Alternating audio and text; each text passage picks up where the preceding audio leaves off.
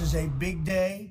We'll see how it all turns out. We have to get the final word down in concrete. Very importantly, I look forward to having the hostages come home. Trump का ऐलान, Israel Hamas युद्ध समझौते को तैयार। लेकिन Hamas सिर्फ शांति वार्ता के लिए रेडी है। हमास अब भी फिलिस्तीन देश की मांग पर डटा है। हमास हथियार छोड़ने को भी तैयार नहीं है। हमास इजरायली सेना के गाजा से बाहर जाने की जिद कर रहा है। हमास ने इजराइल के खिलाफ 3 दुश्मन देशों को युद्ध में उतार दिया है।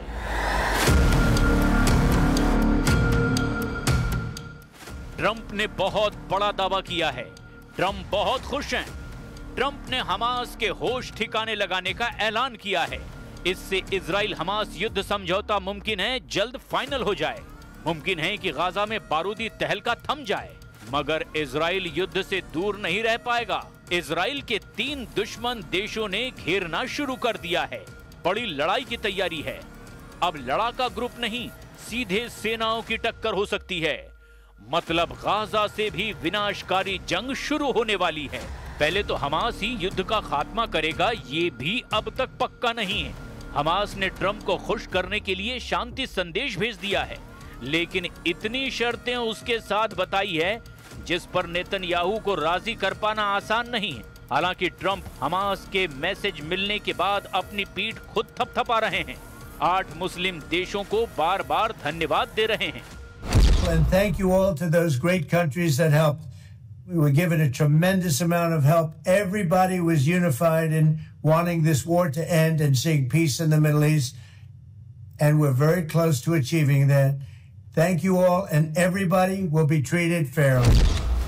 हमास से मिले मैसेज से गदगद ट्रंप ने इजराइल को फौरन बमबारी बंद करने के निर्देश दिए, मगर इजराइल ने डिफेंसिव ऑपरेशन के नाम पर गाजा में कोहराम जारी रखा हुआ है। अल जजीरा की रिपोर्ट में दावा किया गया कि इजराइल ने ट्रंप के बयान के बाद भयानक हमला करके 24 घंटे से भी कम वक्त में 24 से ज्यादा लोगों को मौत के घाट उतार दिया। इसके साथ ही इजराइल ने गाजा में ट्रंप के पीस प्लान के पहले चरण को लागू करने की घोषणा भी कर दी है। लेकिन हमास लीडरशिप की तरफ से जो आधिकारिक बयान आ रहे हैं वो बहुत खतरनाक संदेश दे रहे हैं। शांति समझौते में सबसे बड़ा पेंच हमास के हथियार छोड़ने पर फंसा है। हमास लीडरशिप इसके लिए तैयार ही नहीं है। हमास के सीनियर लीडर मूसा अबू मरजूक की ये बातें ट्रंप के होश उड़ा सकती हैं। We will never accept anyone not Palestinian to control the Palestinian. But this is not belong to Hamas only.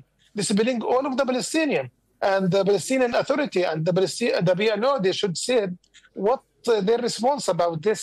And we can't bring someone like Tony Blair to be governor in Gaza. Hamas leader ने Trump को 2 टूक लहजे में कुछ जरूरी शर्तें गिनाई है, जिन शर्तों पर हमास झुकने को तैयार नहीं। उससे नेतन्याहू की टेंशन बढ़ गई है। हमास ने अलग फिलिस्तीन देश की मांग फिर से दोहराई है। साथ ही ये भी धमकी दी है कि फिलिस्तीन पर किसी भी बाहरी का नियंत्रण हमास बर्दाश्त नहीं करेगा। इतना ही नहीं, टोनी ब्लेयर को गाजा का गवर्नर बनाए जाने का भी हमास जोरदार विरोध कर रहा है। That Hamas, the weapon among Hamas, 90% of their capability, they destroyed it. Then there is nothing with Hamas talking about it, about women. Second thing, we, since in the beginning of this conflict, president Trump की peace deal पर Hamas एक तरह से कुछ कदम आगे जरूर बढ़ा है, लेकिन अभी सारे अहम मुद्दे अनसुलझे हैं। पहले ट्रंप का ऑफर देखिए। ट्रंप की पीस डील के तहत हमास को 3 दिनों में सभी 48 बंधकों, जिनमें लगभग 20 जिंदा माने जा रहे हैं, इन सभी को रिहा करना है। इसके बदले में इजराइल हमला रोकेगा, साथ ही कब्जा की गई जमीन से हटना होगा और सैकड़ों फिलिस्तीनी कैदियों को आजाद करना है। इसके बाद गाजा का कंट्रोल अंतरराष्ट्रीय संगठन करेगा, जिसकी निगरानी खुद ट्रंप और ब्रिटेन के पूर्व प्रधानमंत्री टोनी ब्लेयर करेंगे। ट्रंप के इस ऑफर पर हमास के सहयोगी फिलिस्तीनी इस्लामिक जिहाद ने सहमति जता दी है, लेकिन हमास ने साफ किया कि वो इजरायली सेना की पूरी और अंतिम वापसी की मांग करता है, जबकि ट्रंप ने इजराइल की वापसी को चरणबद्ध प्रक्रिया बता रखा है।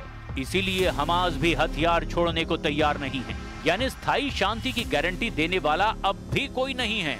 खासकर इजराइल के दुश्मनों ने जिस तरह आक्रामक रुख दिखाना शुरू कर दिया, वो अब नए युद्ध का सिग्नल दे रहे हैं। मिस्र ने इजराइल के खिलाफ नया फ्रंट खोल दिया है। मिस्र ने सिनाई प्रायद्वीप पर सेना को बड़े पैमाने पर तैनात कर दिया है। इजराइल ने इसे कैंप डेविड समझौते का उल्लंघन कहा। सिनाई आइलैंड के जोन बी और सी में सैन्य बढ़त पहले कभी इतनी भारी नहीं देखी गई। हालांकि मिस्र ने सैनिकों की तैनाती को आतंकवाद, तस्करी और गाजा पलायन को रोकने के लिए जरूरी बताते हुए किया है। लेकिन इजराइल को सिनाई में मिस्र के विध्वंसक हथियारों की तैनाती ने अलर्ट कर दिया है। मिस्र ने सिनाई में टैंकों, फाइटर जेट और हाईटेक एयर डिफेंस सिस्टम तैनात किए हैं। साथ ही अंडरग्राउंड स्ट्रक्चर और संभावित मिसाइल डिपो की तैनाती भी की गई है। इससे इजरायली खुफिया एजेंसियां भी अब हरकत में आ गई है। मिस्र की तरह ही ईरान की तरफ से भी अब इजराइल को वॉर थ्रेट मिलने लगा है। सुप्रीम लीडर अली खामनेई ने ट्रंप और नेतन्याहू से टकराने से पहले ही तेहरान की जगह नई राजधानी बनाना शुरू कर दिया है। ईरान तेहरान की जगह फारस की खाड़ी के तट पर मकरान में नई राजधानी बनाने जा रहा है। ईरान ने राजधानी बदलने की वजह तेहरान की बढ़ती आबादी और पानी की कमी को बताया है। वहीं रक्षा जानकारों ने इसकी सबसे बड़ी वजह बताई अमेरिका इजराइल से ईरान की दुश्मनी। अमेरिका ने जब से B-2 बॉम्बर से ईरान पर बमबारी की थी, तब से ही सुरक्षित इलाके में राजधानी बनाने की बात की जाने लगी थी।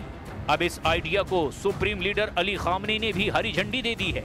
ईरान नई राजधानी में सुरक्षा के सभी जरूरी इंतजाम करने के बाद दुश्मनों से हिसाब बराबर करने के मूड में है।